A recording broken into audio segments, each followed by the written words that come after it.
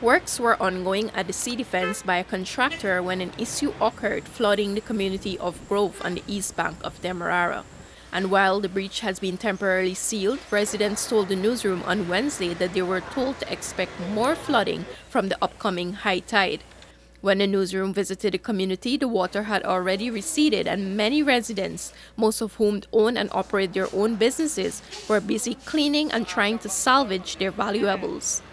Businessman Fred Hilton, who manages a hardware store, said he was forced to sell some of the damaged items, such as cement, for half the price since they were soaked. I thought the water coming from upstairs. When I come to this step, I step into water about this high. So I run back and get my water boots, come out to see what I'm. We see the water just coming in, but the whole place right to the street.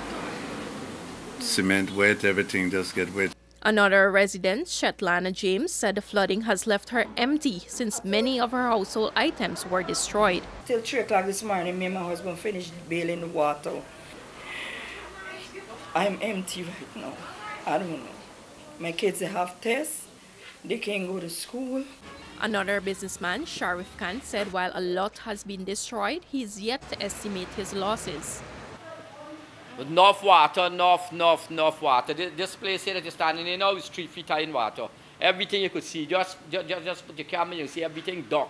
Yeah, effect because I sell spare parts and everything went under water. Spare parts, engine started, distributed, everything expensive and all went under water. Prime Minister Brigadier Retired Mark Phillips and Minister of Public Works Guyana Edgell visited the scene on Tuesday night. There, Minister Edgell said emergency measures were put in place to address the situation. We have an active contract that is working on the sea defenses in close proximity to where the breaches occur. That contractor, along with other emergency response contractors, were and are mobilized to deal with the current flooding.